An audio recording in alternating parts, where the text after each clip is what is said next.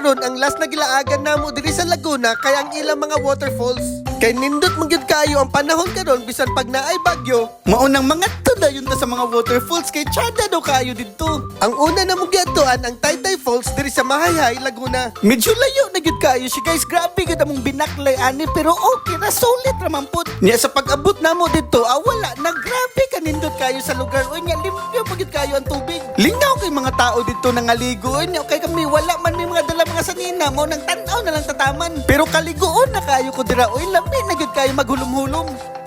Ug para masulit pa gyud namo ang laag namo diri sa Luisiana, Laguna, amo na pong giadto ang pinakasikat nila nga waterfalls diri sa ilang lugar. Ginadayo daw ni sa mga turista ang ilang waterfalls diri mo nang atot mo nang atuon. Medyo layo gyapon siya guys, mao nang kinahanglan nato magsakay kay naaman may batak kuyog. Pero pwede ra pud na ninyo baklayon kay wala may magbuot ninyo oy. Ug diri ra pud tama namong gisakyan kay kinahanglan na pud namo magbaklay padulong didto sa falls.